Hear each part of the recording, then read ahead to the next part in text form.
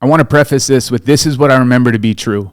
If for some reason a dude that was there when I got blown up remembers something different, please reach out to me. I would like to know the real story. While I was running, I felt this weird pressure in my ears. For a moment, I was kind of floating. I come slamming back in the ground, and I'm sitting upright, kind of like I am right now. And then our corpsman came running through the dust and tried to get me to lay down on my back. I refused to lay down, but he finally just grabbed me by the chest and forced me on my back. Before I laid down, I looked down at my right leg, and I could see exposed bone, what I think was my tibia and fibia. Mm-hmm. And then my left leg looked like a massive hamburger, kind of. It was just meat and tendons and stuff. It looked gnarly. He gives me an IV and a shot of morphine. Before the morphine, I couldn't really feel anything. All the nerve endings were trying to say something, so stuff wasn't being processed super well. But the morphine slowed everything down enough that my brain was like, oh, you're in pain. Oh, really? Yeah. It felt like every bone in my legs had been broken, exploding outwards, and then what was left had kind of been lit on fire.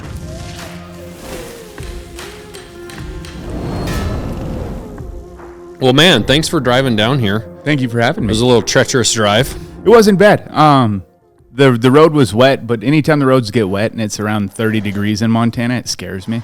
I guess you got a water. I do. Yeah, it's the 30-degree mark. It's a weird one because it's like I'd rather it be 20. Yeah, because you can't. It's like when you're sick, you can't trust a fart. Exactly. The roads are that way. Exactly. You're pushing a corner. Pushing a same thing. You never know what's going to happen. It might just all of a sudden have a mess. Yeah, exactly. So, you live up is it in Arlee? I live in Ronan. Ronan. Yeah. Okay. Yeah. When did you move there? When You've been there forever. When I was 1. Oh, wow. Yeah, my mom. I was born in Hawaii, and then my mom moved back to Montana when I was 1. Oh, wow. So, born in Hawaii. What did your parents do? My dad was in construction. I'm not exactly sure. My dad since passed, so I don't know exactly how they got to Hawaii. My mom just said that's where they went. They met in Alaska and then went to Hawaii. No idea why. Really? Yeah.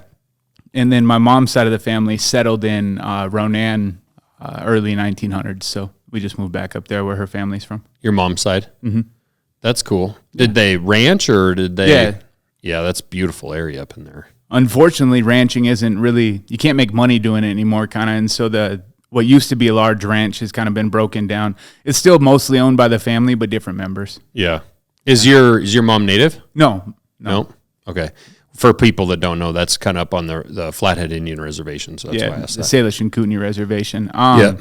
But unlike it, if there's people listening to this from maybe California or something, that like other states, their reservations are closed, and the Salish and Kootenai isn't. Right. Yeah. Right. Yeah, and it's a beautiful area, Flathead Lake and the mountains, and yeah, that whole reservation's gorgeous up there. I really enjoy it. So you moved back to Ronan, so obviously you don't really remember Hawaii. You didn't do much surfing when you were 6 months old. No, unfortunately. I wish I would have done more surfing. What did you do as a kid growing up? Were you into sports or? Yeah, I grew up wrestling from as earliest age as I could. I took 1 year off in high school, but wrestled the rest of the time. Played football. Where we live in Ronan, there's only about 2,100 people. So if you don't play sports, like you either have to work on a farm or get in trouble. Yeah. And I played sports and still kind of got in trouble. I was a wild kid when I was younger, but were you? Yeah. What kind of trouble did you get into? Just the typical, or any good stories? Honestly, the best story is I moved a girl's car. So anybody that's familiar with like 80s era square body Chevys, the key mechanism doesn't lock all the time, and so you could start this girl's car, and I moved it. I went to McDonald's and came back and moved it, and everybody freaked out, thought it was Grand Theft Auto, but it was I just moved a car that was easy to move. Yeah. That'll be the next time I steal a car, I'm going to be like, I just moved it. I did. I moved it. I mean, it was on the other side of the parking lot. Like, she couldn't find it. They called the cops. My God. But did they actually like treat it like a big deal and you get in trouble? No, the family themselves were like, oh, kids do pranks, and kind of laughed at it. But the school was like, no, we need to nip this in the butt before somebody else thinks it's funny. And so, yeah, clearly you were on a track for, being a terrible human at that point, obviously. Well, I was headed straight for the Marine Corps at that point. You know what I'm saying? So, when did you join the Marines right when you graduated school, or about a year outside of school? I had talked to the Marine Corps when I was in high school, and they told me I was too fat It was the day that wrestling season started. He's like, hey, you weigh 5 pounds too much, or some tiny number like that. I was like, by the end of wrestling practice, I'll weigh what you want me to. Well, talk to me when you're underweight. And it made me upset. I didn't plan to talk to him again. Well, yeah, if you were a wrestler, you couldn't have been actually fat. I mean, you'd be surprised. I've been portly. We'll say portly my whole life. I just not like fat, but yeah. It's. I don't even know if we're supposed to say the word fat in 2024. I was talking about myself. Anybody that wants to get offended, you're gonna get us canceled. I was talking about my own fatness. I refer to myself as fat all the time because right now I feel like I'm fat, but I'm trying to unfatten myself. But then my wife keeps making shit like sourdough bread, and she's a really good cook, and I feel like she's trying to kill me. I think that's just wives in general. Every time that I'm like, all right, I'm going to start eating healthy, I'll go to the gym, and like I've had a weekend of eating clean, and I'll come home and there's just an entire bakery of baked goods on my counter, and I'm like, what are you doing, babe? I tell my wife I'm going to start back on carnivore, and then the next morning there's a fresh loaf of like hot sourdough bread on the counter. I'm like, what the hell? And she, of course she's like, well, you don't have to eat it. I'm like, okay. Then why did you put it here? Yeah. And so the Marines at first told you no. Yep, they told me no. And then about 6 months after I graduated, my buddy had joined the Marine Corps, and he came back and asked me to go talk to the recruiter for recruiter's assistance, which anybody knows that was in the military that's just kind of BS. You get sent home and you get to hang out, and you're supposed to bring people to the recruiting station for them. And he couldn't get anybody to come, so I was like, fine, I'll go talk to him. I told them I wanted to be in the infantry, and they're like, well, we don't know. Hold on. There might be other positions. And I was like, what year is this? 2009. Okay. Yeah. Is when I actually shipped off to boot camp. I think we started talking like December of 2008. I graduated in 2008. Okay. And yeah, they wanted to try to give me a different job, which they try to fill everybody wants to be in the infantry until they get to the infantry, and they're like, this is not fun here. Yeah. But they ended up getting me in the infantry, and I went to boot camp February 23rd of 2009. Okay. Yeah. And what, at that point, the Iraq War is full tilt. What were your thoughts like about the war and about what was going on and the fact that you were very likely going to be in it? I have to be honest, Josh, I don't know if I keep moving away from this microphone. I want to make sure this sounds good. You're all good. Okay. I have to be honest. I don't know if it was because of my ignorance of youth or my naivety or whatever it was, but I never thought about war until way later, until actually I was even being told that I was going to war. I've had a lot of people tell me like, oh, it's so honorable of you to join the military during wartime, knowing that you could have gone. Like, that wasn't a thought to me. I was a rural kid that, because of my choices in high school and everything, it was either manual labor or the military. I didn't see another option. There might have been another one, but I didn't see one. Yeah. And so I joined the Marine Corps, not with the thought of going to war or some altruistic belief that I wanted to fight an evil. I joined it for opportunity because it sounded like something that would make sense to me. Yeah. Was it just kind of getting you out of small town Montana and basically go travel the world, broaden your horizons? Pretty much just because you do see a lot of kids that just aren't sure what they want to do. And, they definitely don't want to go to college, with whether the grades they've gotten are just tired of high school. And then you do see a lot of kids, especially, and it's small town America, but like in Montana, a lot of kids I grew up around never ever traveled anywhere. Their parents don't make enough money to be able to take them on trips. I never flew anywhere internationally. I never saw any other countries other than Canada when I grew up. We couldn't afford to go do that stuff. So the military, I think, also does tend to speak to people because they at least know they're going to get on a plane and go somewhere. I think for a lot of people, it's opportunity. I saw it as I couldn't afford to go to college. My family didn't have the financial means to send me to college, which once again is very common, at least in rural America and around here. And so I saw it as an opportunity to like you said, broaden horizons. I wasn't really thinking about travel or anything. I just thought it might open doors, and I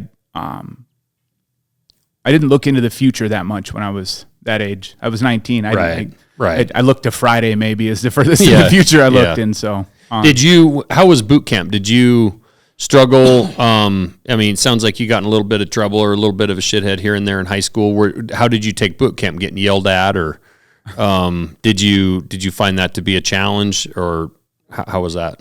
My mom will laugh when she listens to this. I was raised by a woman that punks out men.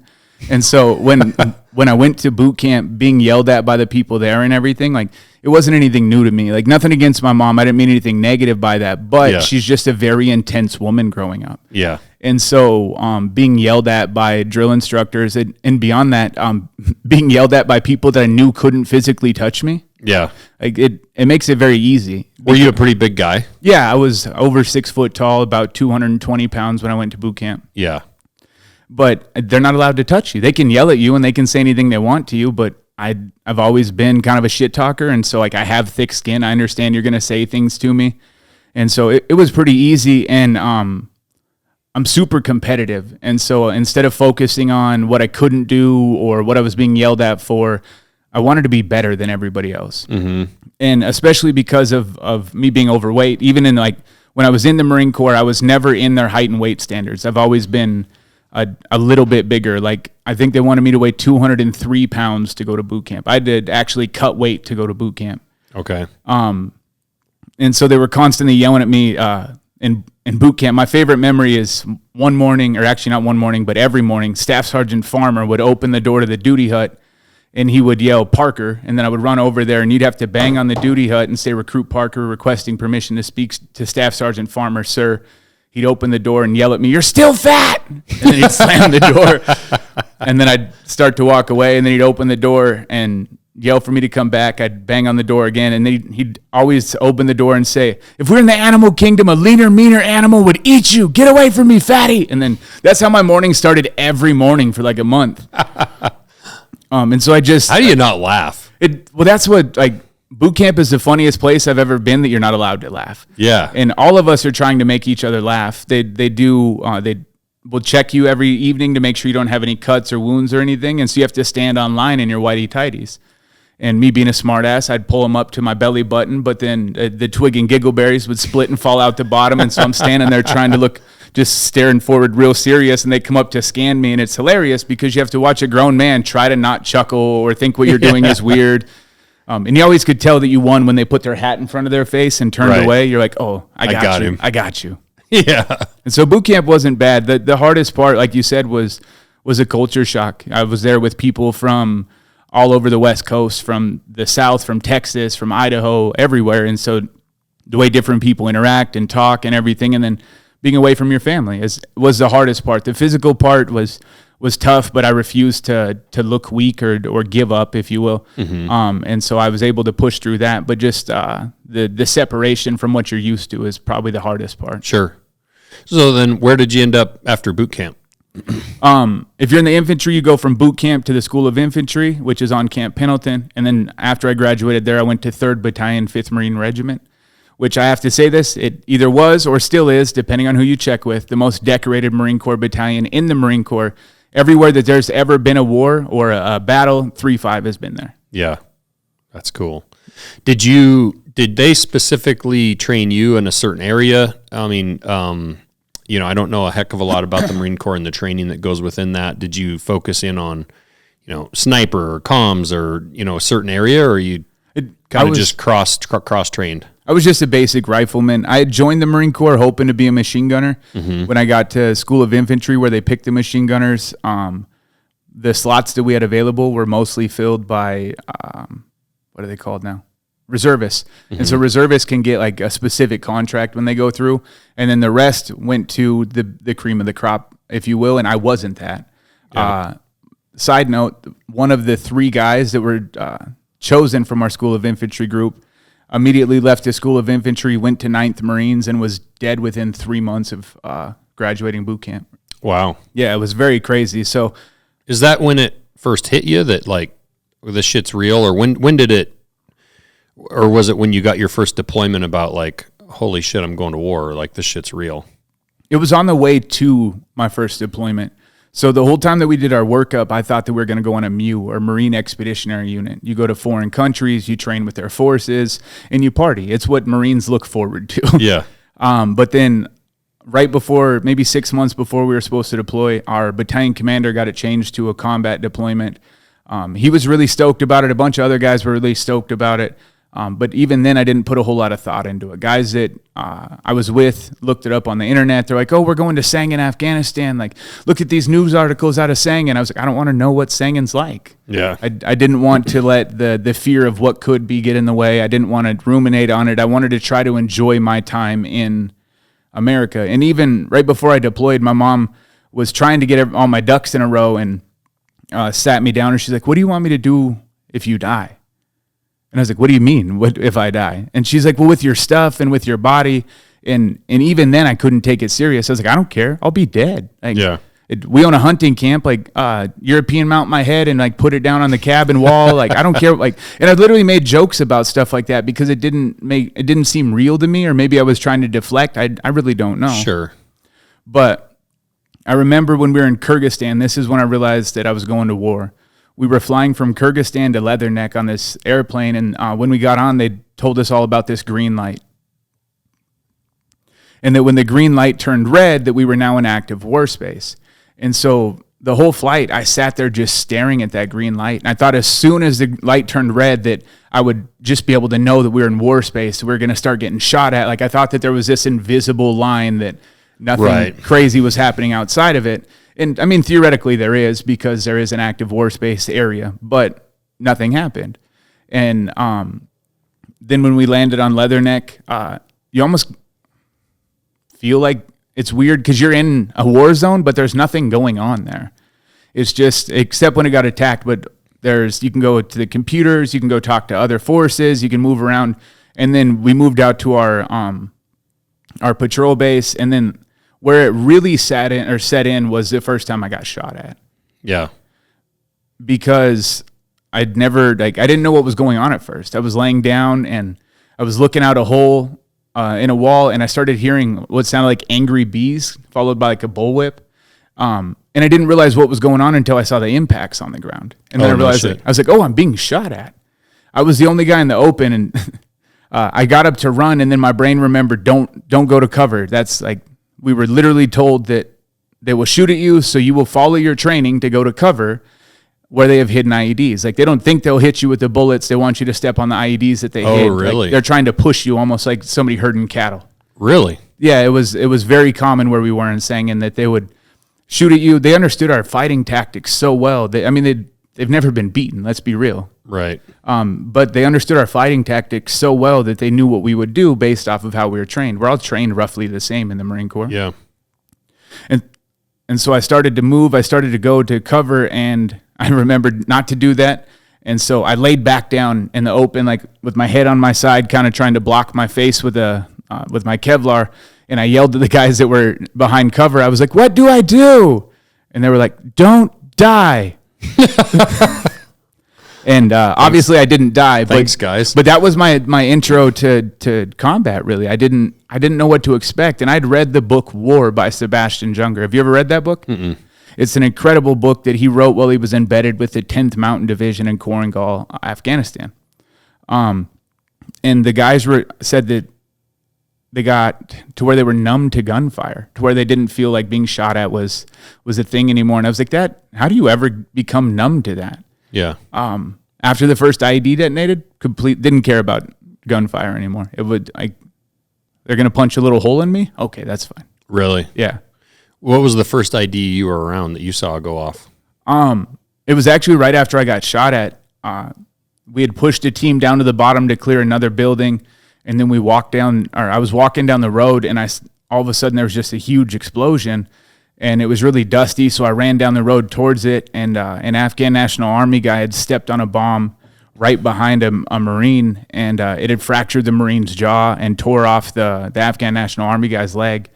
And I remember I ran down to try to help, and I took combat lifesavers, and because the Marine Corps doesn't technically have any medics, it's all done by the Navy corpsmen. Mm-hmm. And he was already down there. I was trying to help him, and I realized that I had no idea what I was doing. Yeah. No matter what kind of training I went through, like the first time that you see that kind of carnage, you're like, oh, this is what I was prepared for, but This is not what I was prepared for. Yeah, at the same time, because you can't simulate that. I've been in kill houses where they pretend there's mass casualties. They bring in amputees and everything, and like you can't simulate what that's really like. Yeah, yeah. And that was the first time you'd seen somebody hurt like that. Yeah, the first time I'd seen IED damage. Yeah. Mm-hmm. When you went to bed that night, did you feel, because that was the same day that you'd been shot at? Mm-hmm. So when you went to bed that night, do you remember the feelings of like, okay, everything's different now? Like this is like when you really realize this is war and this is what it looks like. And did you find yourself in a different headspace? I hate to admit to this, but I think that was the day that I started praying in Afghanistan. I wasn't raised to pray or anything like that, but after seeing what was going on, I needed any help that could help. Yeah. And I was asking for very basic things. Every night I would say thank you to those that returned.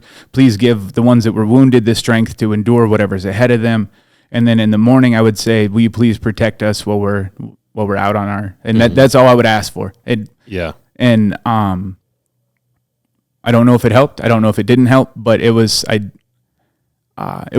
of the first times in my life I remember being helpless to something. Like you could look at the ground as long as you would want to, but you can't tell where anything was. Yeah. And we were getting good at being able to find them. And then I remember having this guttural fear, this visceral fear one day when we were out on patrol and it started raining, because you could find the IEDs when they were pretty easy. Oh, that area had been dug, that area had been dug. But then when it started raining and all of the earth looked the same, yeah, I remember being like, what do we do now? Yeah. And we just kept pushing. But did you guys talk much like about your emotions with each other? Like you know, say after that first night, you get back to camp. I'm sure there's other guys feeling the same way. Like all of a sudden, like holy shit, this is definitely real, and war's, you know, ugly and not what I thought it was maybe going to be or whatever. And did you guys, or were you young and kind of full of a lot of, whether it's ego, arrogance, or just being like, you know, guys don't want to really share their emotions or don't want to let your buddy know you're scared. Was there much talk between you guys about like, holy shit, man, like this is fucking crazy? There was, but not in the direction you think it would. Like, it caught a lot of us off guard to see that. I remember talking to guys and thinking that you would either go and die or you would either go and come back, that losing limbs wasn't an option. And most of us in conversation said that if that happens to me, let me die. Like, I don't want to live like that. How do you live like that? I very much remember the day that my buddy Monty got blown up. I ended up being on post that night with another guy named Tomasu. And we were sitting there talking to each other, like, hey, how do we help Monty? Like, and trying to think in the future of when we saw him when we got back to America, and how do we talk to him? This is a guy that like we looked up to, good dude, like, and now he doesn't have legs. Like, what do we tell him? Can we tell him anything? Like, how do we console him as a friend? Did he survive? Like, this gambit of questions that were unanswerable, and we never come up with a solution. And I think that's how most of the able-bodied guys felt when they came back, because so I got blown up 4 days later, and I no longer had to try to figure out how to level with Monty or anything. Like, him and I have almost the exact same injuries, except he has 2 fingers on his left hand. Mm-hmm. Yeah, I was going to ask you if you ended up seeing him again. We ended up being roommates after I got injured, actually. Okay. Yeah, we were hospital roommates together, and once again, an incredible dude, helped me through some early dark times in the hospital that I don't know that I could have made it through, I guess. Sure. What was it like between like that day and then the next few days before you got blown up? Did you have more experiences like that? Was it pretty quiet? Between when Monty got blown up and when I got blown up? Yeah, because you said it was 4 days later. It was pretty quiet. What happened where we were at kind of seemed to come and go in waves. Like, we would deal with stuff and then it would be quiet, and deal with stuff and then it would be quiet. And it was actually quiet enough that we had the day that I got blown up, we had a local farmer come and ask us the day before to blow up some IEDs outside of his house. And so we had made a route plan and everything to go up there to detonate these IEDs. We took EOD up there with us, and when we got there, we were able to detonate them. Everything was fine, and we returned to base. And I guess this is me talking about the day I got blown up. Do you want me to talk about me getting blown up, Josh? Yeah. How gruesome do you want me to get? I was conscious. You can be as real as you want to be. Okay. And so we left and we walked back down the road, which normally you wouldn't go back the route that you came. Right. But because it was a road where cars regularly drove and everything, we figured it was okay. And it was. We were able to walk all the way down to get on this ridge where you can see our patrol base. And we got off the road and we're headed towards our patrol base. Once again, taking the same route down that we took up. Our patrol base had post on top, so nobody should have backlayed an IED. And we get this round shot at us, and we'd taken so many injuries that they had to restructure the teams. And so instead of being in a different team, I was now the very last guy out of the patrol, which I honestly feel is the most dangerous place to be. Because if everybody in front of you isn't paying attention, then they can slightly adjust the route. And I want everybody that maybe hasn't been to combat to understand this. Like, I referred to it as a hopscotch of doom. Mm-hmm. Because if I didn't put my foot right where your foot was, then I didn't know if it was clear or not, because we were worried about pressure plates. Like, we're talking inches could potentially kill somebody if you weren't paying attention. Yeah. And in between the Marines, we had 11 Marines and 7 or 8 Afghan National Army guys, because they were embedded in our patrols. We had to tell those guys to stop smoking weed before we went on patrols, because they would walk out there with a bandolier around their neck and carrying a machine gun with a joint in their mouth, just puffing on some green, and like, what are you doing? We're good. No, you're not. There's no way that you're sharp right now. Right. And so those guys were embedded, and so we got shot at, and we turn around, and I'm holding rear security trying to figure out where we got shot at. And our squad leader tells us to continue to push. And so we get up, and myself and another gentleman named Doty are leapfrogging because we're the last two. And so by leapfrogging, I mean he would stay set, and then I would run past him, and I would tell him I'm set, and then he would run past me. We didn't want to get shot at from the rear again. Right. I'm not sure how many times we leapfrogged, maybe once or twice, but while I was running, I felt this weird pressure in my ears.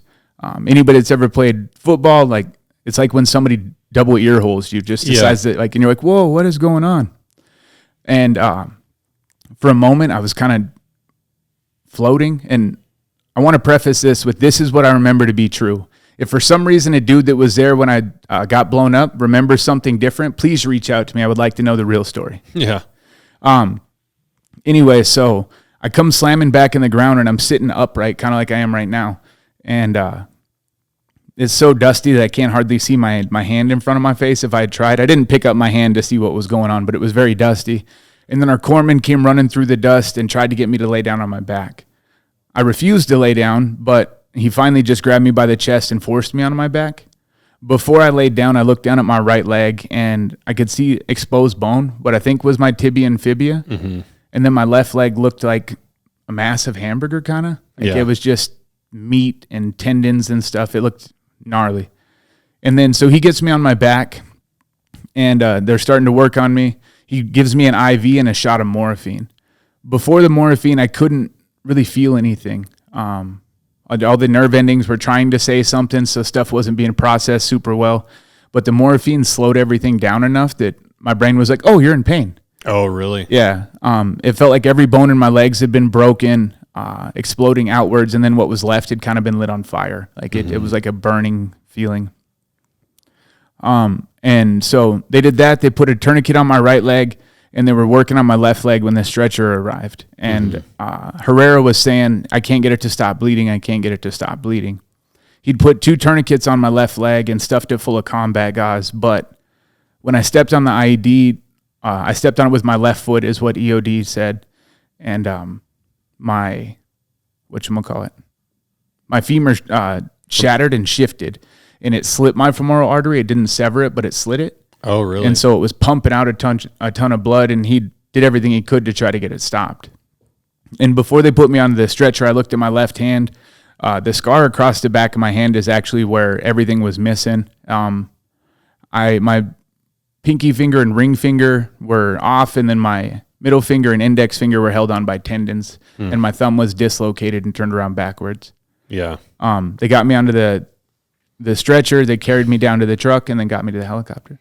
Do you remember what were your thoughts in the moment and throughout that right away? Like when you saw your legs, mangled in your hand and everything, like, do you remember like pretty aware thoughts about like, holy shit, like, I'm not gonna have legs anymore? Or? No, I don't. So I could see them and see that they were missing, but while I was being carried down the hill, I asked Tomasu if my legs were still there because I could feel them. They just hurt really bad. And so I think that there was a lot of confusion in my mind. Even once I actually got to the hospital, for 5 days after I got to the hospital, I kept asking my mom to pick my foot up because the carpet was tickling it. I've never been in a hospittal room that has carpet on the floor. Yeah. But just the phantom pain. Yeah. The phantom feelings. Yeah. It's sensation, pain. They're all pretty much the same thing, but it took me 5 days, I would say a week, to be safe, before I had come to terms with not having limbs, before I realized that this is life. And I actually, talking about Monty earlier, I was sitting in the hospital bed next to him, and I was crying my eyes out one morning, eating his breakfast, I think. Were you back stateside at this point? Uh-huh. Like, so they flew you home. I made it back. So I got injured December 11th of 2010, and I made it back to America by December 14th. Okay. Yeah. So right away. They fly you to like Germany or something first? I think I went to Landstuhl, yeah. Yeah. If I said that right. And so you ended up roommates with Monty then. Mm-hmm. And to explain kind of the weirdness of showing up there. So I showed up the day of the 13th or the 14th. And my mom and my uncle were at the foot of my bed one morning or one afternoon. I don't know what. And I started freaking out because my mind couldn't comprehend that I wasn't in Afghanistan anymore. Oh. It had been minutes or hours, not days, that I'd been asleep on the airplane. And so like I started to freak out. They put me back out. I woke up the next day or later that day. My mom's not sure, and I don't know. Mm-hmm. I now had come to terms that I was in America and safe, but I didn't come to terms with my legs until the one day that, like I said, I was crying one morning eating Monty's breakfast, and I was like, how do we do this? And he said something to the effect of like, this sucks. Like, I know it does, but he had been, how long since he had been hurt? Just a few days? Just a few days longer than I had. So he's just a little further ahead of you, but yeah, he's still dealing with all of it as well. Yeah. And Monty has a different soul or an air about him, like his just ability to, and I could be wrong, but it seems like he was able to take his injury like in stride and just be like, okay, this is life now. And in that moment, like I needed that because I was trying to crumble, and he told me, no, like this is life. We have to figure it out. And I took that advice, and I really started trying to work towards like accepting what was going on. Mm-hmm. Within 10 days of making it to the hospital, I crawled out of my bed the first time into a power chair and drove around in the hallways. And the nurses asked me what was my driving factor. I said I got tired of looking at the wall in my room. Like I didn't have one. I just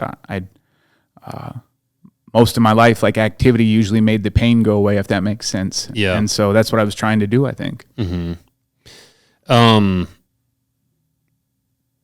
Have you had any communication with the guys that were with you when you got blown up? Yeah. So some of the guys that CASEVAC'd me and that were present there, so after I got out of the hospital, I became a drug addict for a long time, and they actually all showed up in Montana to try to do an intervention before I got locked up the first time. Oh, really? Yeah, a bunch of the dudes that were there that CASEVAC'd me and everything, I came to save my life a second time. I wasn't as willing to work with them the second time as I was the first time. Yeah, sure.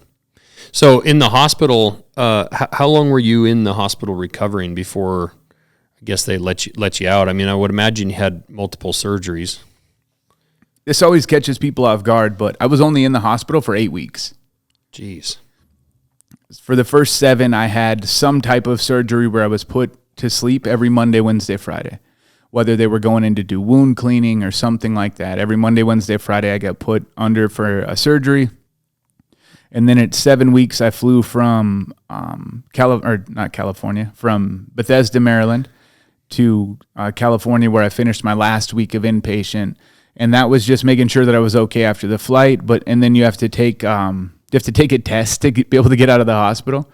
It sounds really silly, but if they didn't, we would have a whole bunch of amputees like on the ground or something. Like you have to be able to get out of your bed or out of your bed into your chair, out of your chair into your bed, on and off the toilet on your own, like just some basic activities of daily living. Or and if you can't do it on your own, then have a system with your caregiver or whatever figured out, like how to use the toilet when you're not here. How do you get in and out of bed when you're not here? It's kind of like a graduated independence. And if it takes you longer to get that figured out, then it takes you longer to get that figured out. Right. Sure. So from there, did you go home with your mom? Did you come back to Montana or? I did come back to Montana briefly. Lake County and the Flathead Valley was so kind to me. They'd heard I got injured, and I hate saying it this way, but I think rural Montana around the time of 2010 area, like, they had forgot that we were at war. I think a lot of America really did, because it had been going on so long that it was just kind of a thing. And I mean no disrespect to anybody that feels disrespected by that. But I'm I'm that guy. Like, I don't forget we're there, but you get so conditioned to, like, and that it's actually a major problem that I have with government today, that, like, war is an industry. Yeah. It's like we manufacture cars in America and we also do war. Mm-hmm. Like, and then you read the news. Like, I remember it being a really, really big deal in the beginning of the Afghanistan or the Iraq war when you heard, like, the first casualties. Mm-hmm. You know, I remember Desert Storm when I was younger, and, like, all this pride that we hadn't lost anyone, and then, like, we finally lost somebody or whatever. But that was such a fast in and out war. But I remember it being such a big deal when we lost people in the beginning of that war of Iraq, because, like, I personally felt we're so good that, like, we're not going to lose anyone. Mm-hmm. And then it goes the opposite, where you see, 3 soldiers die in a, whatever attack or helicopter crashes or whatever it is. And it unfortunately becomes, like, part of the nightly news. Mm-hmm. And it's just like, oh, it's too bad. But unless you know that person or they're from your hometown, you move on. And I'm sure that town in Florida or wherever's doing fundraisers, and it's a tragedy for those people. But that's the unfortunate truth. I mean, you're not being disrespectful. It's true. Like, but then all of a sudden it hits small town Montana, and people are like, God damn, Tommy got hurt. Like, yeah, and that's exactly what happened. I think that we became accustomed to the chaos of war, or what we were allowed to see. Because you said media, so what they reported, what they didn't report, whatever. And then so when I came back, I was the first guy that I knew of in a long time to come back to Lake County that had been wounded in war.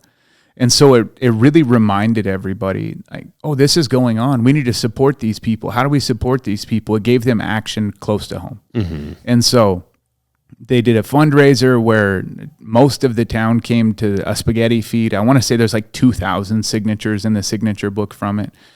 Just really rallied behind trying to do what they could to support me. Mm-hmm. Over 500 cars like followed us from the Missoula airport back up to Ronan, and it was in February, so super cold up there, and like there were people on the side of the road with signs and stuff, welcome home. And it was jarring, to be honest. I don't know that I've ever said this out loud, because I didn't know how to act.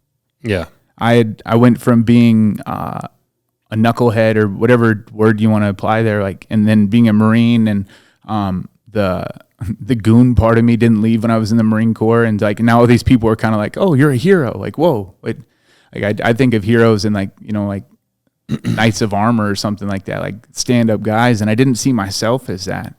But I didn't know how to act, and so all these people, like, they came to this fundraiser, shook my hand, and I could see the pain, I guess, that they got from seeing me, and I didn't know what to do, so I made jokes. I made jokes about it, and I still do. Like, humor is kind of my thing my whole life. But it made people think that I hadn't changed or the war hadn't affected me somehow. And it made me create two versions of me. Like, It was kind of a good cover, but it wasn't maybe completely real. it wasn't able to allow me to, I didn't allow myself to heal correctly because I created this facade of this hero and the real me that was dealing with traumas I didn't tell people, not just the physical stuff, remembering stuff, everything that comes with war. And as time went on, those grew more and more, and the rift between them became greater, to the point that I truly think that and my inability to heal, or my unwillingness to heal, is what led to my addiction.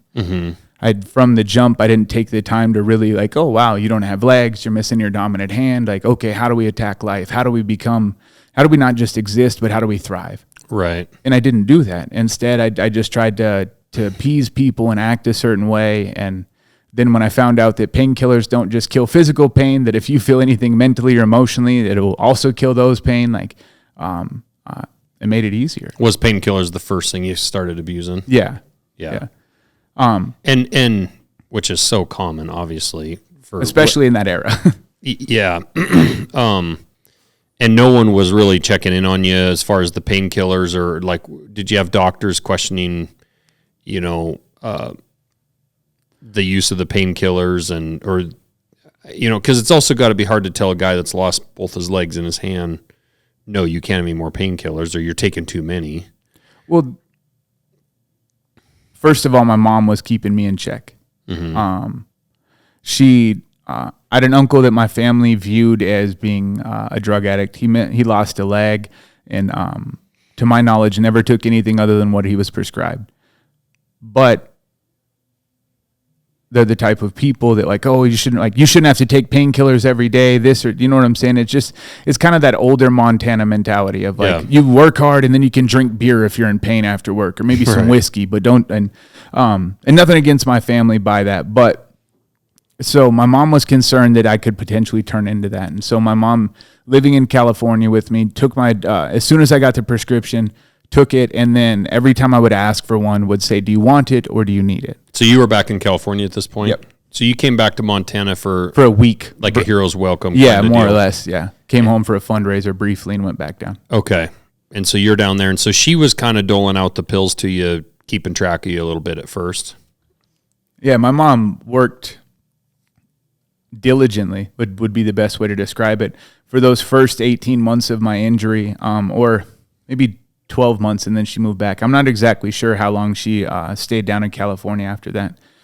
But the whole time that I was taking medication, she was in charge, would dole them out, and then even actually got me off of pain pills completely before she moved back to Montana. And then I was playing seated volleyball one day, and I rolled over. My hip disc articulation means I'm amputated at my pelvis, and I rolled over my pelvis funny on the hardwood floor, and I felt a pop and went in and checked it out, and they thought that I might have broke what's called hydrosophic ossification, or it's a calcium deposit that's solidified. When a bone breaks, your body releases calcium, and if it can't find bone, it just solidifies in place. And so I have like this weird little fin almost that comes off my pelvis.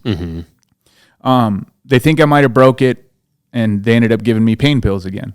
Yeah. And without my mom there, it started off good, but then it turned into taking a couple more than I was supposed to, and then I started snorting them, and then it grew more and more and more. And then eventually I stopped getting them from the doctor. I was getting them from the doctor, but also getting some from the street, and my tolerance grew and grew, but I had this false bravado that when I moved back to Montana, when I got out of the Marine Corps and I moved back to Montana, that I would just stop doing drugs. I didn't know anybody in Montana that did drugs, so where would I get the drugs, this and that? Yeah, like an easy, clean break. Yeah, that's what I believed. Yeah. Not the case at all. I moved back to Montana and sought out people that were doing drug behavior and tried to establish a network there. And not a lot of people knew what I was doing. I used to say no one knew, but the more I've reviewed it, there are some people that knew, but not people that I thought would yell at me or that would care or like. And so I hid it, and I hid it very well. It took most of the people in my family a long time to realize that I was doing drugs. Right. You were pretty functional. Yeah. And I just, I was pretty functional because I started stripping things away from my life. Like, when I first got injured, I did some public speaking, but as I became a drug addict, I wouldn't go because I was like, oh, I don't think I have enough pain pills to make it through that weekend. I can't accept. It slowly became the focus of my life to where that's all I did. Did you turn to other kinds of drugs then? Yeah. So, when did I make the change? 2016 or 2017, I think, is when I shifted from pain pills to heroin. Pain pills had become exceedingly expensive and harder to get up here in Montana. It was right after the big lawsuit with, I can't think of the name of the drug company. So, the Sackler family. Yeah, the Sackler family lawsuit. Yeah. So shortly after that, around 2015, 2016, like they really were strict on giving out pain pills. So I shifted to heroin and was doing heroin. And then from there, I shifted and started using meth. And I'll tell that story because I think it'll be relevant. So I want to back up. Like during the time of my pain pill addiction, I got given a house in Polson. By a nonprofit that after it got raided, I ended up losing. Like I'm really just kind of trying to point out that like I let my addiction decay everything in my life. Like family quit talking to me. I lost a house that was given for me. I lost everything. Mm-hmm. And then when that house that's actually where the intervention happened with the guys I was in Afghanistan. Okay. My house got raided December 11th of 2016.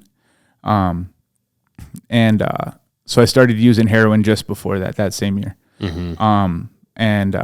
The sheriff's department came in, and then the Marines I was in Afghanistan with came in, and they read like some prepared words that they had and everything. Did your mom arrange that? No, actually, Monty did. Oh, really? Yeah. So yeah. he had heard you were having problems. Yeah. I'd spoken to him over text message, and he's like, "There's something up here," and so he started talking to other guys and found out that I was borrowing money and I was doing some things that didn't really make any sense to them. And so they're like, well, we need to try to, like, giving him money is not helping. How do we help him? Yeah. And so they worked with a nonprofit that helped fly him up there. And it was very cool of them, but I wasn't in a place to receive it. Like I had track marks I'd started using needles, so I had track marks up and down my arms from it, and adamantly denied that I was a drug addict. And then when they started reading their prepared words, I told them, like, I started to try to comically interject. And then there was one guy that I'd blatantly told, I was like, why are you here? Like, we don't even like each other. Why did you come? And so I wasn't receptive. Mm-hmm. And then Monty drove me from there to treatment in Sheridan, Wyoming. And were you willing at that point? So this was the second time I'd been to treatment. Okay. The first time I went to treatment was foolhardy. I thought that if I went to treatment and that I got sober, that the things that were being taken from me, I could have back. Right. And I didn't kind of went for the wrong reasons. Entirely the wrong reasons. So it never would have stuck because it was make believe. I was doing what I needed to do to try to appease some things. But so yeah, I went down there. I had drugs on me when I went down there. And I actually overdosed on heroin in the hospital. Mm-hmm. They gave me Narcan and everything. And then so prior to that, I was using meth and heroin, both kind of. But after overdosing in the hospital, I quit using heroin and only used meth from that point forward. Mm-hmm. And that would have been... That was after your second rehab stint? Yep. When you were in rehab, obviously... how long were you in there? The first time I was in there for 28 days, and then that time I actually wasn't in rehab. I was in a hospital room to detox. Okay. Found out I didn't like that. What was going on with the sheriff's department and everything. I didn't have to actually stay at the treatment center. When they came to raid my home, they didn't have a search warrant. They were supposed to just be a security element for the Marines and everybody doing the intervention. Oh. And they kind of just tried to use being invited into my home by my mom against me. Oh. And so when I found out that everything wasn't on the up and up, I immediately You were going to win that one. tried to cut and run. Yeah. Yeah. So you got out and went right back to using meth. Yeah. I used meth within a half hour of being out of that hospital, probably. Really? Yeah. Yeah. Is it, I mean, they obviously talk about how addictive it is. Did you felt like it was that addictive? Was it that hard to get off of it? It is the most incredible thing I've ever done in my life. And I don't mean that in like a positive way. It has the most magnetism of anything I have ever done. And to explain it medically, with the dopamine receptor specifically. So the most dopamine that the human body can release at one time is 500 milligrams, and it is during an orgasm. On average, when you shoot up methamphetamine, your body will release 1,500 milligrams of dopamine. So 3 times the greatest you can get a natural way. Yeah. And so you just start chasing that because that one time you felt really good. Yeah. And like even I've been sober 5 years next month. Mm-hmm.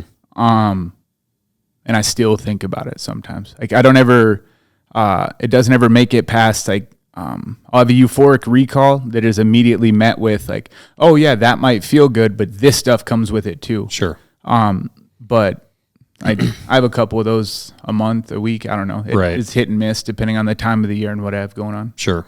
Yeah. So you come out, you're doing meth again, and what happens? I'm doing meth again and just continuing to downhill slide. I ended up being arrested the following year for my drug possession charge. They ended up raiding my house a third time, and they found heroin in a syringe that I openly claimed, and then I ended up getting arrested. And we were talking about combat and kind of like my, like, wow, I'm in combat feeling. Up until that point when I got arrested for that, like, the thought of going to jail hadn't really hit yet. Sure. Every time that something happened, like, because I was a veteran or something else, I was given special treatment that I shouldn't have been. Sure. And so like, I remember going to the jail that night, and I go in there and the jailers hand me some orange clothes, and I was like, oh, I'm not going to need these. I'm going to leave soon. And they're like, nope, you live here now. And I was like, what? And they put me in an isolation cell in Lake County, and that was terrifying, but also empowering at the same time. Because after I got released from jail the first time, I wasn't scared of jail anymore. Like, the worst that they could possibly give me would be to put me in a box. Like, I'd already been there. I can go back. Right. Yeah, it's even a little bit like the boot camp instructor. He's going to yell at you if he's really not going to do anything to you. Yeah. Or you're going to go to jail and they're going to say a few things and you're going to get right back out. It's not a big deal. Yeah. And so, yeah, I got out of jail, went immediately back to using drugs. Like, I got released September 16th, and September 18th is my birthday. Excuse me. And geez, they could have waited a few days after your birthday to let you out. They almost set you up for that one. I don't know, man, but I've never thought of it from that perspective. I thought they were allowing me to have my own little birthday party. Yeah. But so September 18th was on my birthday, and because I had been such a good boy, I figured that I deserved meth. Yeah, good little birthday meth. Right? Some birthday meth. I mean, that's the best part of waking up. No, but anyway, yeah, so I decided to do some meth, and I did some, and then also the thing that kind of started knocking the dominoes over for my sobriety happened that day as well. So I had went to Missoula, Montana, because I was trying to get a second helping of meth, and so while at Town Pump, I ran into my now wife Dara, and she was at Town Pump. Was she looking for meth as well? No, Dara is. She's sitting over here in the corner, so I had to. I don't think Dara has ever looked for meth. Dara is saint-like. Yeah. But no, she'd actually just been at the hospital all night with her oldest son. He'd had a surgery, and so she'd been there all night taking care of him and everything. And I was parked in the parking lot there at the town pump at the Y, and I had to have looked like a wacky inflatable arm guy in the front seat of the car. Like, Dara had to have known something was off, but I was like, hey. And so she came over and talked to me, and she looked absolutely divine to me. And when we first got out of high school, she ended up getting married and adopting some kids, and so did in my meth stupor, I thought to be kind. I was like, oh, how's your husband? How's the kids and everything? So you knew her back in high school? Yeah, Dara and I actually knew each other since we were 6. Oh, wow. Yeah, we grew up together. She was in first grade with me, or I think it was first grade, right? Yeah, first grade. And then she got tired of small town living as a junior and decided that she wanted to go be a nanny, an au pair, a nanny. And so she moved to Europe. She lived in Germany for a while being a nanny, and really enjoyed it. Yeah. But anyway, back to this story here. So she meets an inflatable man in his car. Yes.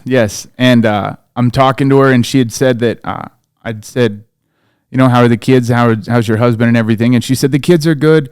And I got divorced about a year ago.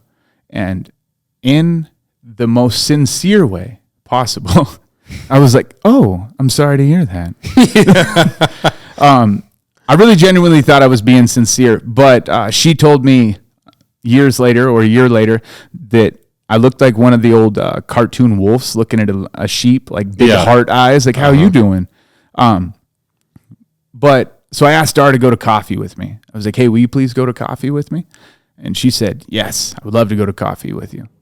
Side note, I don't like coffee at all, but I wanted to hang out with Dara a little bit more. And I thought that was a good way because she's a distinguished woman. She likes coffee. Yeah.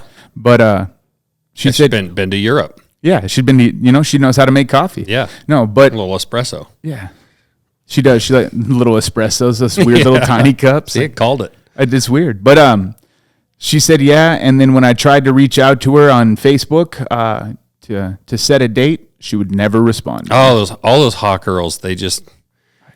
Horrible. Yeah. Horrible. They just ignore you online. You're like, hey, how you doing? And they're like, I don't want to talk to you. Yeah. But so during that time, during those 3 months, my probation officer was trying to build a probation revocation against me. And so roughly every 2 weeks, for 2 weeks, she would throw me back in jail for some sort of violation. And on December 6th, this is rather embarrassing, but it's what happened.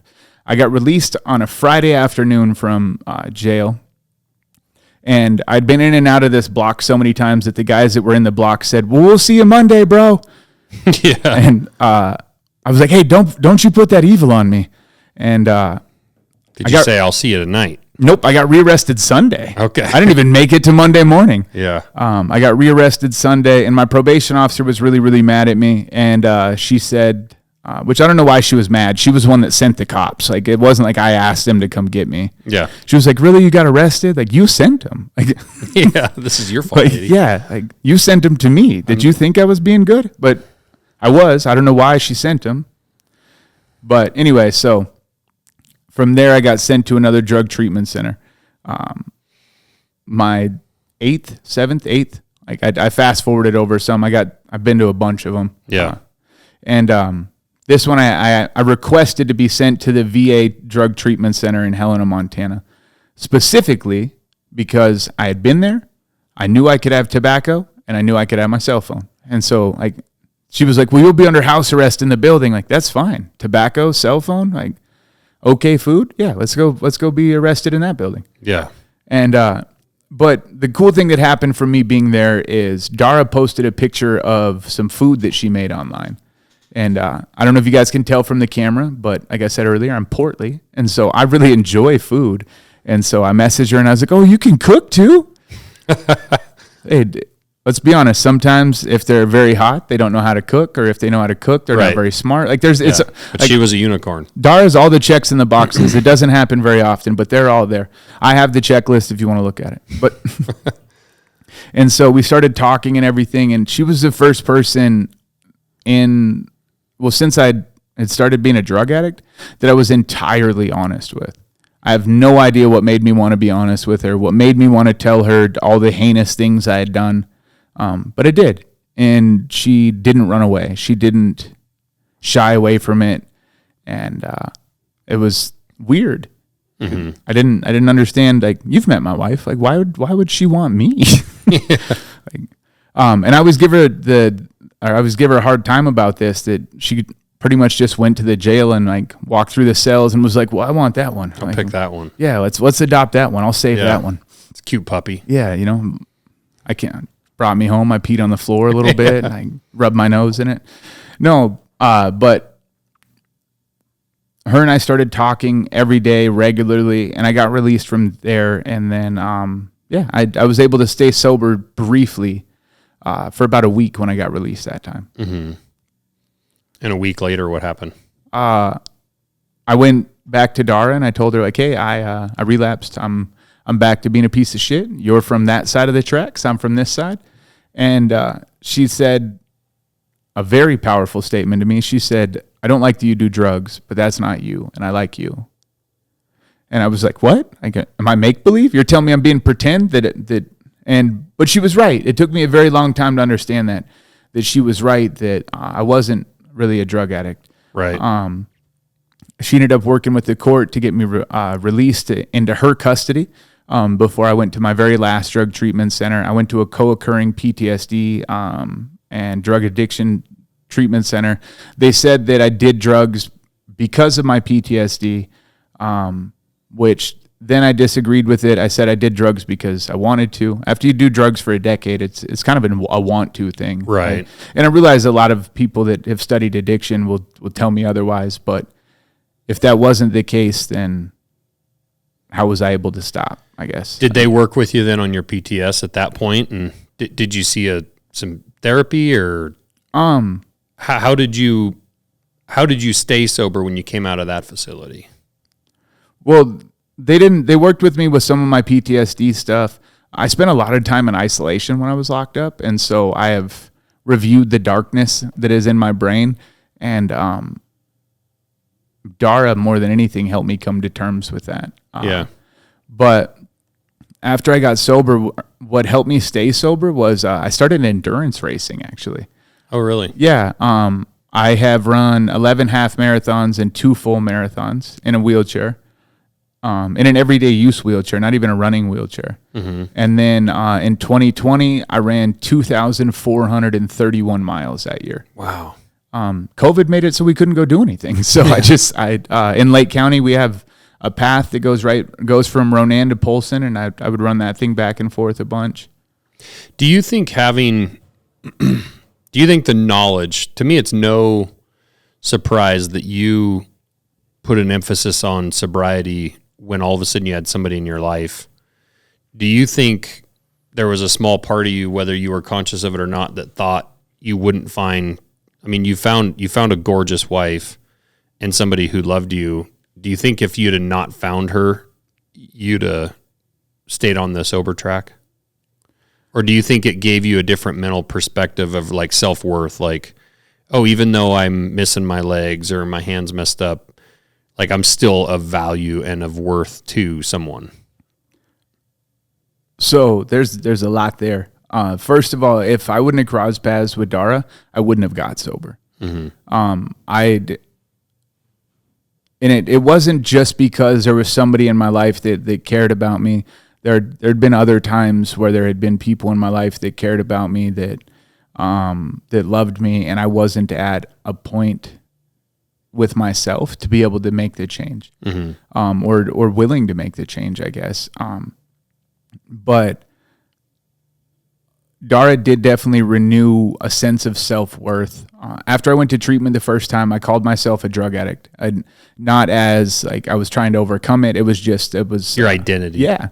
And I used it kind of as a permission slip. So people, like, if I told you like, hey, I'm a drug addict, and like, yeah, I'm a piece of shit, so I'm going to do piece of shit stuff. Exactly. What could you say back to me? Right. And eventually I adopted the word junkie as a title, but ended up incorporating it into my identity as well. And so I didn't see value in myself. Like you said, When Dara and I got together, I was homeless. I was overweight. I was a drug addict. Like, I didn't see anything to offer the world. Yeah. I was a broken byproduct of war that I didn't know how to deal with. Mm-hmm.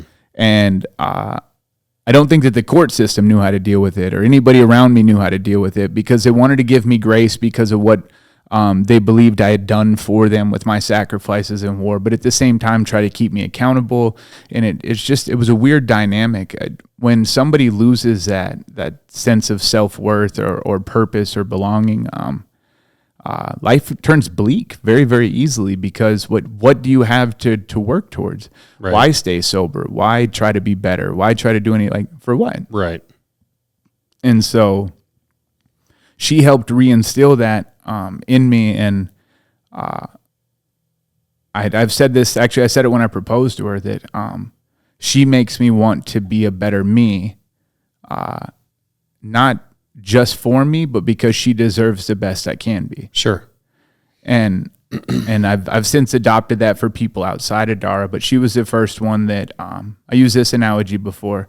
She used her light that is in her, if you will, to guide me out of the darkness, and stuck her neck out quite a ways, like for a bunch of things. She was ran the Council on Aging in Lake County.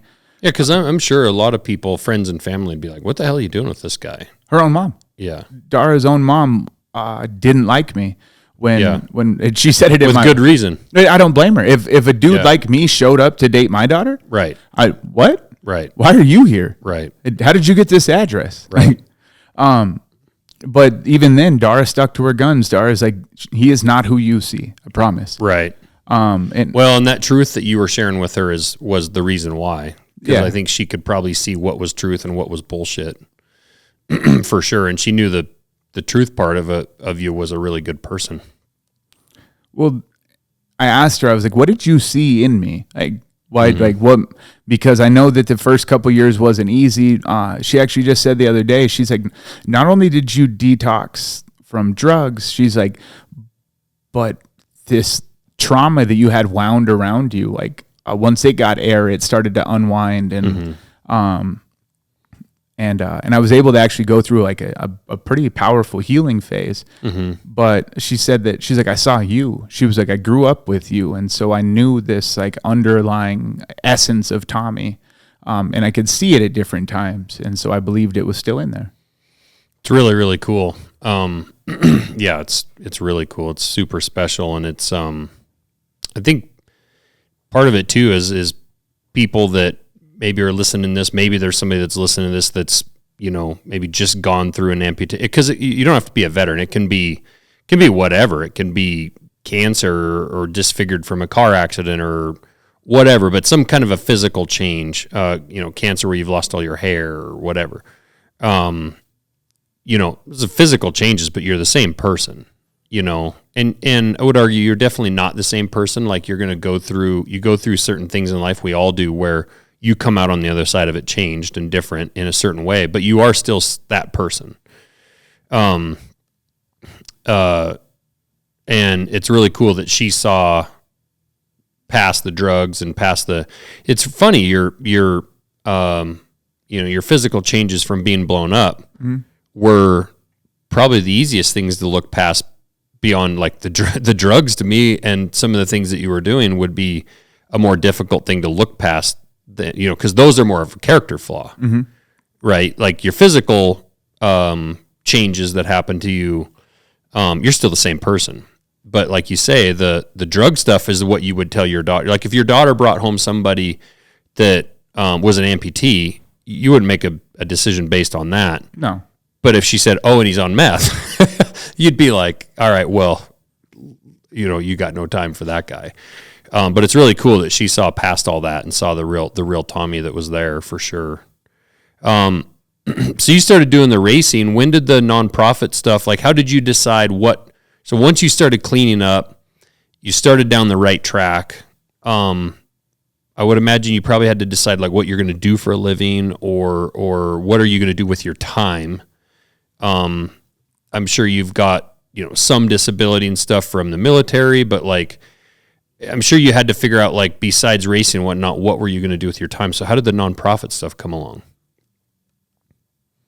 So the nonprofit. And if I'm skipping over anything, feel free to jump back. You're fine. At first, it was to figure out how to fill my time with positive things, because that's ultimately what I think causes people to easily backslide. Is what are you doing to try to build? And so for 3 years, 2.5 years, what I filled my time with was running. I would take off every Friday for the year of 2020. I ran a marathon. And I just that's what I would spend say it again. Every Friday I ran a marathon. Not like one that I went and competed, but that's how far I ran every Friday. Damn. The furthest that I've ever gone in my wheelchair was 40 miles. But that's what I did. I would get up. How long does it take you to do a marathon? The fastest I've ever done one was 3:08. Damn. Yeah. It's a fast course as well. I was at the Phoenix Mesa Marathon in Arizona. It's a pretty fast course. And then I did the Billings or the Montana Marathon at 3:20 or something like Into the wind or downwind? I don't remember if there was wind or not. I made wind as I was going Billings, down. There's always wind. No, you could start out in Livingston and never touch your chair. Right? Just fly. Just fly. End up in North Dakota. Yeah. But out there where you can watch your dog run away for a week. Did you know that when geese fly from South Dakota to North Dakota, they flip upside down? It's a really weird phenomenon. They researched it a bunch. Is it real? Yeah. And then they realized that the geese do it. They fly upside down over North Dakota because there's nothing to shit on there. Yeah, I was waiting for it. No, somebody told me that a couple of days ago. I thought it was funny. But that's good. No, and so that was all I did is I ran and I played Xbox, to be entirely honest. That's all I did for the first couple of years. Yeah. And I didn't try to reach out to anybody or anything saying that I was sober, because you see that anybody that has addiction in their family, you see that repetitious cycle of, I'm sober. Okay, for how long this time? Right. And so I didn't try to reach out to anybody. I started doing a bunch of other things. And then the founder of Warrior Rising, named Jason Van Camp, reached out to me. Him and I had worked together in the past for his for-profit company that is called Mission 60. They do military-style team building and leadership training and stuff like that. And so he'd reached out to me, and it was actually a video that I think Dara posted. I was helping coach boxing and Polson, and I was doing burpees with the team.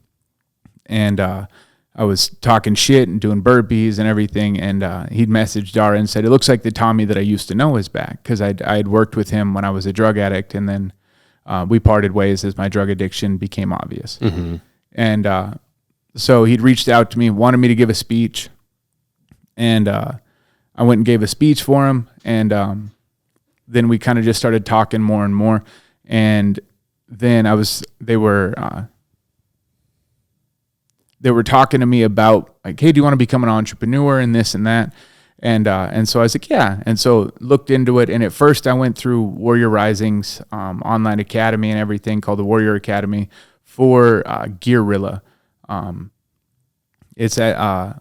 designed a wheelchair bag that to be mounted on the front of a wheelchair, so wheelchair users have more independence in the things that they can carry. Our mission statement is to inspire wheelchair users to explore their reality. Mm-hmm. There being the operative word. Bipeds have a different world than wheelchair users. Yeah. And so I went through the program, went to their business shower, or got accepted to go to a business shower, which a business shower for Warrior Rising is they invite veterans out. The mentor or coach that you're assigned will submit, pack it up for you. Which is how it used to work. I think it's now self-submit. I'm not entirely sure how the stuff works inside of there. And then you can be invited to a business shower. At the business shower, you get given a custom fit suit, a laptop, a grant, your travel's covered, and there's one other thing. Huh? Oh, and you get a website. I'm getting to that part, but you get a website, and if you don't already have a website, then they help you with search engine optimization. Mm-hmm. I went there, and so you get to pitch your business to these judges. They break it up into 3 rooms, and each room chooses their best business, and then those 3 pitch at the end, and then the person at the end gets a $20,000 grant from Warrior Rising. Mm-hmm. I lost. I didn't make it out of the first room. Yeah. Small-minded idea. My first prototype was actually stitched by my buddy. It was made of canvas. It was right. It's a beautiful, crappy little thing. Yeah. And thank you, Ricky. If you watch this, thank you, Ricky. I still have the pouch. But it wasn't, it was very small-minded, wasn't scalable, wasn't everything it needed to be. And so I ended up losing. And I thought that it would be very military model of like, oh, if you're not first, you're last, Ricky Bobby style. And it wasn't. They continued to work with me and everything. And so because of how impactful Dara and I felt that Warrior Rising was to our lives, we wanted to try to start giving back and trying to help. And so we started volunteering at events. We'd go into a bunch of events and everything. And then at one of our fundraisers, there was an auctioneer. And the very first item that we sell at a lot of our auctions is a painting by Joe Everson. Do you know who that is? Mm-mm. He is an incredible performing painting artist. He sings while he paints upside down. He's not upside down, but the canvas itself is upside down and he paints. And then he'll hold the last note and then spin the painting around. And then you're like, whoa, I didn't see what that was the whole time. It's incredible. Yeah. And so he painted it, and then the auctioneer started to sell it. Auctioneer said sold. And then there were some people in the corner that were like, hey, we were trying to bid on that, man. Like what? And so he reopened the bid. Anybody that's ever been to an auction knows that if it said sold, like it's sold, we can't reopen it. The first buyers backed out. The second one wouldn't accept if there was a whole mess. And so ended up losing some money on the deal. But more importantly, I felt like he lost the trust of the crowd. Like how does the crowd believe that anything is sold now if he's going to reopen it for, some more money? And so I kept complaining to Dara that night. I was like, he lost Warrior Rising money. Come on, what's going on? And I kept complaining. And my incredible wife was like, either learn how to do it or shut the fuck up. Yeah. And that hurt my feelings. I was like, what? I don't want to be an auctioneer. And then I came back to her, I don't know how long, a week later or something like that. And I was like, you know what? I think I want to be an auctioneer. And she's like, that's cool. I enrolled you already. That's awesome. Yeah. And so, went through auction school in Bozeman, Montana, completed that. And then I went into auction school with the intent of helping veteran nonprofits and disabled actually it was just veteran nonprofits to start, raise money for their causes, for everything. And so Warrior Rising hired me, and I've been able to do a bunch of their benefit auctions. And then give us a little bit of auctioneer. I don't know if I can right now, Josh. You put me on the spot. Put me on the spot. How about I do this? I'll do a tongue twister instead, okay? Okay. I'm going to say it slow, and then we'll say it faster. So Betty Botter bought some butter, but she said this butter's bitter. If I put it in my batter, it will make my batter bitter. So she bought a bit of better butter, put it in her bitter batter, made her bitter batter better. So 'tis better. Betty Botter bought a bit of better butter, okay? Okay. So now we'll go a little bit faster, okay? Betty Botter bought some butter, but she said the butter bitter. If I put it in my batter, make my batter bitter. So she bought a bit of better butter, put it in her bitter batter, made her bitter batter better. So there's better butter, bitter better butter. Okay. And now we'll go. Hold on. Oh boy. Got to get this Protect in my mouth. All right, here we go. Betty bought some butter. Betty bought some butter, but she butter bitter. If I put it in my batter, make my batter bitter. So butter, put it in a bitter batter. So it's better butter. Keep in mind that my tongue is not warmed up. If you would like to hire me as an auctioneer, I can do better than that. That's better than I can do. Better than I can do. But yeah, so I went through that school, did a bunch of Warrior Risings auctions, and then we were actually asked to be a part of Total Archery Challenge, and which I think is where our friendship started. Yep. Mm-hmm. Excuse me. And so we traveled around with Total Archery Challenge the first year. We did 6 locations with them. Then in 2023, we did all 10 locations.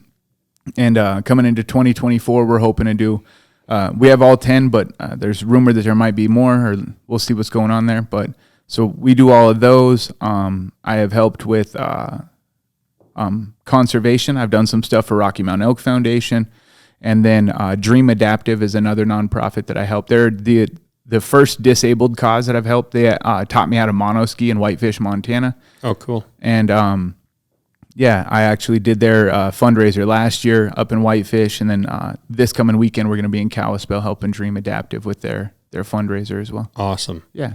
What, you mentioned, and I think it's this way, I've talked to Sloan Brown that, works with us. I like Sloan. Sloan, went through terrible addiction and told his story on here. And what keeps, we talk about how, he doesn't drink, he doesn't, do anything in the way that could break that sobriety.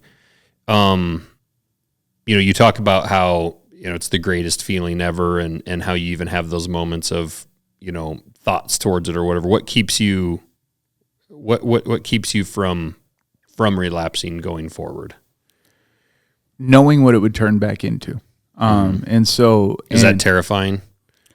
It's not terrifying because I know I can stop it, but just like Sloan, I meant the thought of what it would turn into. I mean, it would likely end up with you without your wife, with you homeless, like all of that. There's only two ways that addiction can end. For me personally, maybe for other people, but the only two ways that it would go if I started again is I would either die in prison or die out here on the street. But there's both of them would be hell. I view addiction as slow suicide. I just don't think people realize that's what they're doing. Yeah. Yeah. And so, remembering of what it could turn into, because it's very easy to think of in the moment of when you first shoot up or when you first use again or something like that, and that euphoric rush and everything seems to be okay. Sure. But I very vividly remember everything that comes with that. Sure. And watching my life dissolve, and friendships and everything. And so I know that that's what would happen, and I couldn't willingly, because it would have to be willingly at this point in time. I understand the dangers. I'm not entering into it blindly. Right. I think that's one of the pluses of people that have dealt with addiction, is they understand more so what it is and what can come of it. Mm-hmm. And so I know what it would be, instead of focusing on that quick little burst of reward, where I think a lot of people in early recovery might focus. I focus on the followed on hardship, because that first high, that's why they make the saying of chasing a dragon. You never catch it. You're never going to grab a hold of its tail, but you just want it to be the first time you use. I remember hearing people say that towards the end of me being an addict. There was this one girl in particularly that kept saying, or in particular, not Lee, particularly. Anyway, they kept saying that she was going to get sober, but she just needed, I just need that one last good high. Yep. And none of the last ones were ever like the first one. Well, they were just never what she was looking for. Oh, that was almost there. And that's what she focused on. What about in the case that you at some point were to get hurt or need another surgery or have something happen and have to be put in a position where you would have to have pain pills? I already had something like this happen. I'd had my gallbladder removed, mm-hmm. and I was in excruciating pain. We went to the emergency room in Ronan, and the first thing that I did when we got in there, they're like, "Hey, what's going on?" I was told of my gallbladder, and then right after that, I was like, "Hey, I'm an opiate addict. We have to be really cautious." And I immediately let him know, and I think I sat there for an hour and a half or 2 hours in very bad pain. Well, they ran a bunch of tests to make sure that I legitimately needed a pain pill or a painkiller. And then right after the surgery, a nurse that I grew up with actually came in, and she was like, "How's your pain doing and everything?" And the addict in me immediately was like, we could have it, bring some more of them opiates. And I asked her for them, and she said, "Hey, I know about your past. I'm going to talk to the doctor and see if we could try something non-narcotic first." Yeah. And they did, and I was able to get out of there and be okay. But I think it's a real problem, or not a real problem, but it's a real concern that I think my honesty and belief in my wife and our relationship that we can get through it. Yes. I would, it have to, like, I'm very glad that I was able to start with like crystal clear transparency when we started, because if something like that was to come, or when it does come, if I have to get my shoulders rebuilt or something, right, that we can make it through. Sure. As a team. Yeah. There's no way that I could take a pain prescription on my own and stay on course. There's not anybody that used to be an addict that can control any substance use. Right. At all. And that I think that right there is why you're going to win, because you know that. And that's probably the denial, or because I'm sure people, for sure, they get to a point where they really are actually clean and sober and would never willingly go out and do it again themselves. But the minute you give them that pain pill, that power, it's why it's called a drug. I mean, that power over your brain.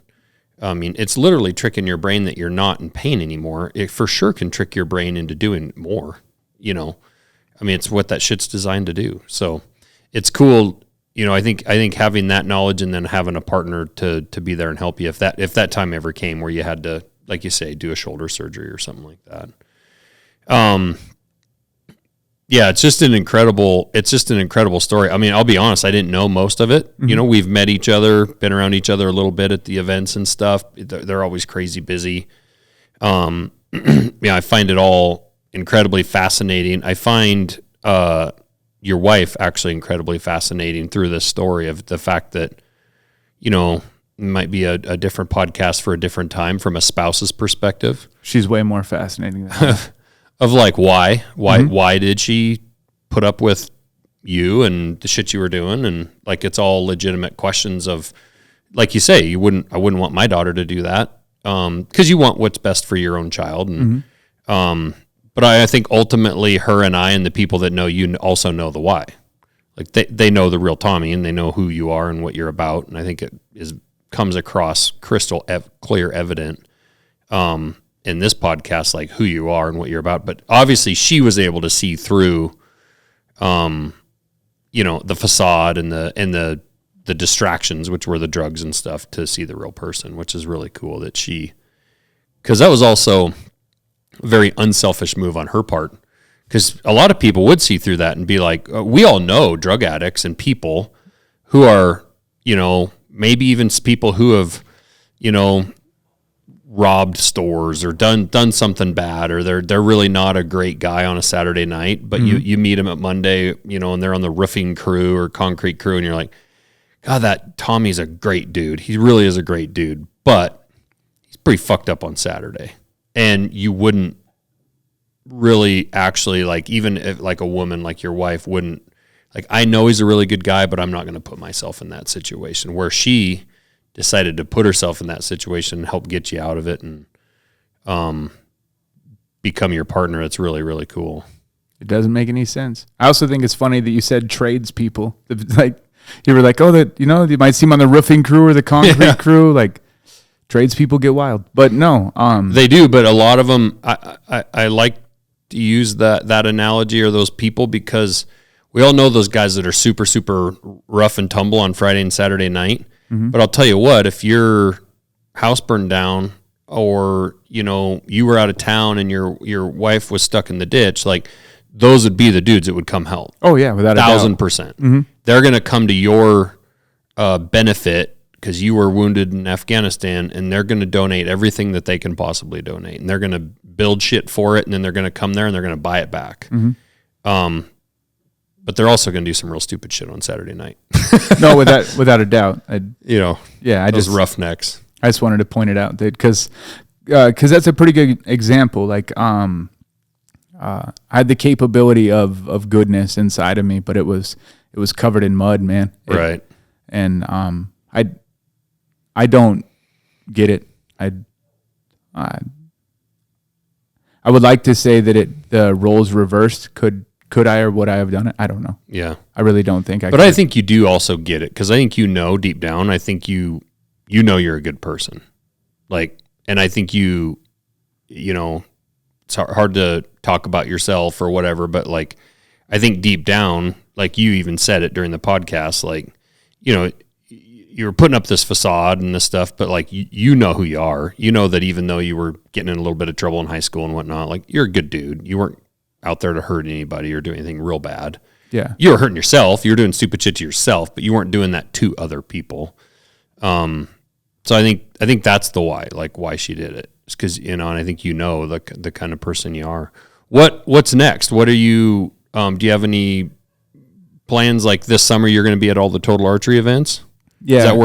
Is that the best place for people to come meet you or find you? If they want to meet you face to face? Yeah, if they're Total Archery, or if they're archery people in general, like please check out Total Archery Challenge. They've done a great job building so many cool locations on that. But yeah, my wife and I will be at every location. Our company, For Freedom Fundraising, I wanted to say it in the microphone. Yeah. Will be contracted to be doing all of the after parties at Total Archery Challenge for Warrior Rising. Yeah, and then you help out with your For Freedom fundraising. You help other nonprofits as well. Yeah, that we will. The name is For Freedom Fundraising because we like to raise money for freedom, not just for veterans, but like raising the money for Dream Adaptive. We're raising money for people to have freedom of independence, to be able to be out in the woods on a mono ski or to go boating or do some things that they do. That is applicable to conservation as well, the freedom to be able to go hunt and gather, and which is part of our culture here in Montana. Mm-hmm. But any cause that we support, we'll work with. If you are a nonprofit that wants to make some money, please reach out to us. We would love to work with you. Yeah, that's awesome. So yeah, you're in the business of helping those nonprofits get their word out and raise money. Mm-hmm. Is there any websites that they should go to or that you would want to direct people to, or is there any Instagram pages you want them to follow? Or you can go to... He's looking with his eyes at requesting permission. Or forfreedomfundraising.com is our website. It's not fully built yet, but you can get on our mailing list or reach out to us through that way. My wife's Instagram is at Montana Adventure, MT Adventure. Mine is King Kong 0311. We haven't posted in a long time, but we do have a Facebook page that kind of documents Dara and I's and our family's adventures. It's called Adventures with King Kong, and you can find that on Facebook, and that has pretty much everything. I have a LinkedIn presence, but I need to get a social media person or something. I'm not very good with social media. Yeah, I hear you. Well, like you said, the Total Archery Challenge is an awesome place, and those happen all over the country for people that aren't real familiar. You can also come to those Total Archery Challenge events and just hang out at basically like base camp. Mm-hmm. You don't have to have a bow and go to shoot. So like just for people that kind of understand, they have tents set up down at kind of the main area. Any of the general public can walk through. We're going to have a booth at every one of those, so Montana Knife Company will. And you can find other great brands out there. Most of the outdoor brands, will have a booth at those places. So like if people want to come hear about Warrior Rising, meet you, and they're not bow hunters or they don't shoot, just look at the Total Archery page. You're going to find them in Georgia and Texas and Pennsylvania and all over the place. So Michigan, Montana, Utah, so and more. So awesome. Well, you got anything else that I missed or that you want to talk about? I have one more thing I want to add. If you are a veteran or the family of a veteran, meaning spouse or immediate children, and want to start a business, please go to warriorrising.org and enroll into the Warrior Academy. It is free for you or your family to come through, and we would love to help you guys. Warrior Rising's helped over 20,000 businesses start and continuing to grow. So I just wanted to let those guys know that's resource is available. Yeah. That's really amazing. Where are they based out of? Salt Lake, but it's a national organization. So all of our learning, like Warrior Academy, Vet to CEO, all those programs are accessible online and remote. Yeah. And we'll make sure we get those in the notes here and stuff. But yeah, that's awesome. It's really cool. And it's good to know there's so many damn nonprofits out there, most of which I'm sure are good and in heart in the right place. But then there's obviously, there's a percentage that aren't. So it's good to hear firsthand kind of from you, about Warrior Rising and what they do. So, man, I appreciate you making the trek down here today. Thank you for having me. Thanks for being so open, sharing your story, and it's really, really cool. Thank you, Josh. Appreciate it, man.